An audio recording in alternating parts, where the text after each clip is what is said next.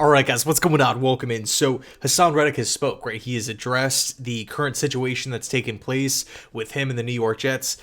He said, stop believing the foolery y'all see on these social media apps and news outlets, running crazy narratives and y'all eating it up. And so, as we all know, Reddick didn't show up for voluntary OTAs or mandatory minicamp. Saleh did say that he spoke to Reddick recently.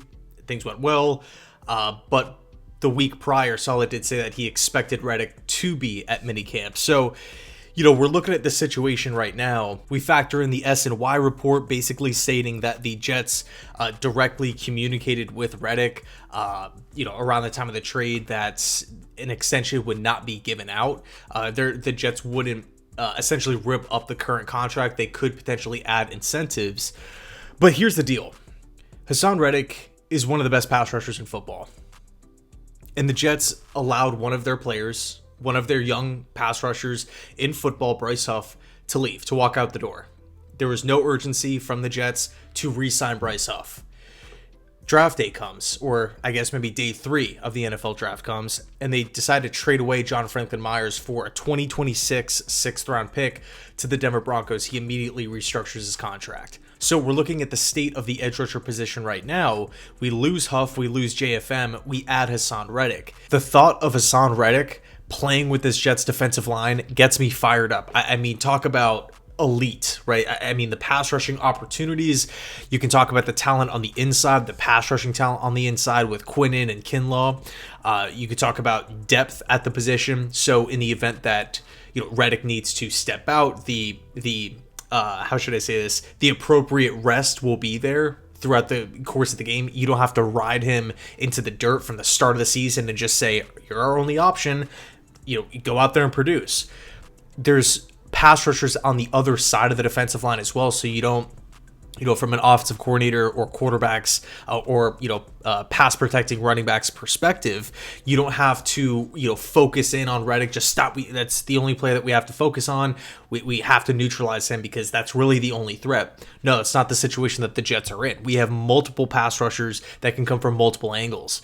So again, looking at Reddick's professional career, especially over these last 4 years where he's just lit up the quarterback, double-digit sacks in those 4 years, has had a ton of sacks. These past 2 years, he's done this with 3 separate teams, Arizona, Carolina, and Philly.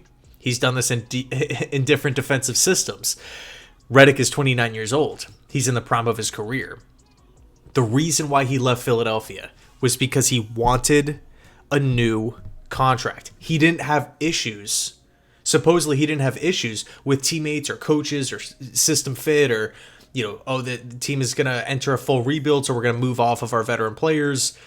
None of that stuff took place. Reddick just wanted an extension, and the Eagles opted to pay Bryce Huff a 3-year contract and trade Reddick for a 2026 3rd-round pick that jumps to a 2 based off of specific conditions. So here's where things get hazy, right? This is where the questions start coming into play. When the trade initially happened, the popular belief was, okay, an extension should be coming at some point this offseason, and it very well could, but probably pretty soon. Why? Because again, the Jets let Huff and JFM walk out the door. They decided to do that. Reddick is leaving Philly. He's getting traded out of Philly because he wants a contract extension. For example, you're not going to see T. Higgins get traded. Everybody knows the T. Higgins situation, right? The Bengals put the tag on him. He's not signing it. He's requested a trade. He's not showing up to OTAs. He's not showing up to mandatory minicamp. Why? Because he wants a new deal.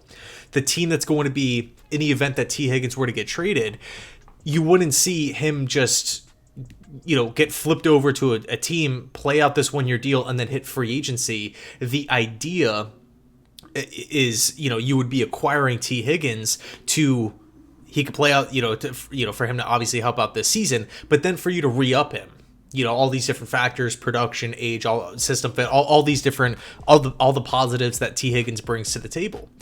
Haason Reddick, very, very similar situation. He, wanted the extension. The Eagles clearly didn't want to do that. They traded him away. The team that's acquiring Reddick, didn't matter if it was the Jets, the Dolphins, the Browns, the Saints, whoever, the assumption is, the popular belief is, okay, well, an extension should be coming, because why would you trade for a player that wants an extension? Because it doesn't really matter the team. I think Reddick, again, just wants security. I mean, this is arguably the last time that he could really cash in on a big money deal.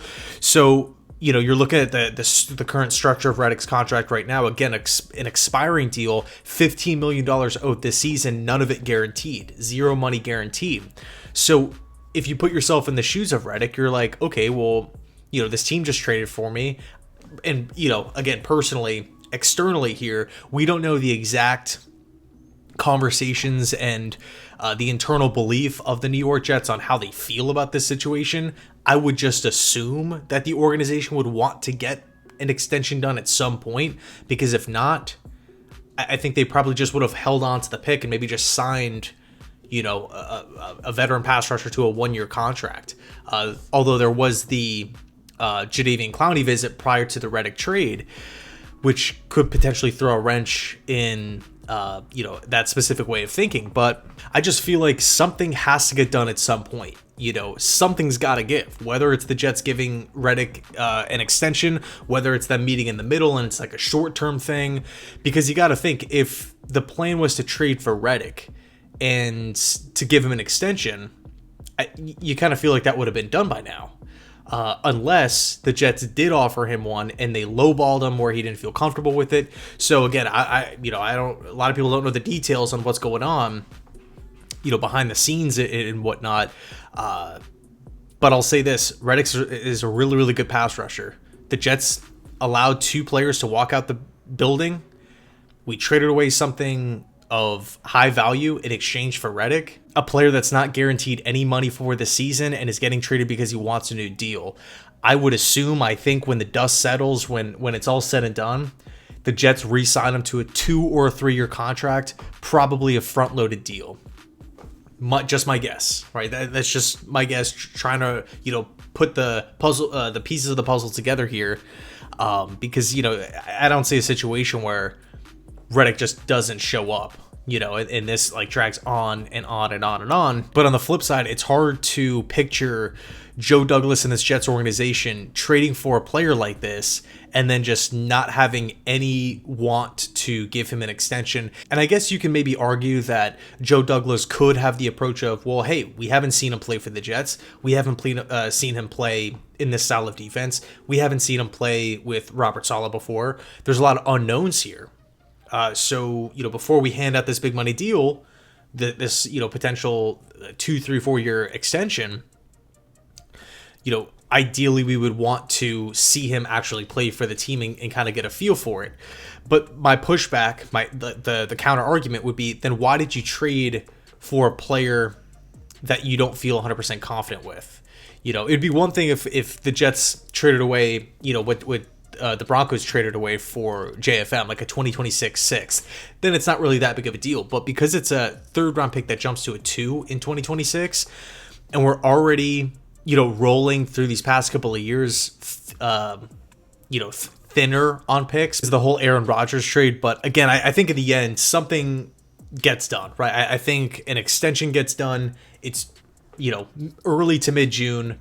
Training camp is not for weeks. So we'll see how it plays out. Anyway, let me know your thoughts down below in the comment section. I'm hoping Haason signs a deal, arrives to Florham Park and starts lighting up quarterbacks, because that's what he's capable of doing. I just want there to be, transparency and everybody to be on the same page between, Reddick and the Jets organization. Because right now we're all just sitting here assuming things and trying to guess, like, all right, what's taking place? Does this make sense? Does this make sense? Just it's definitely distracting. So anyway, thanks so much, and as always, go Jets.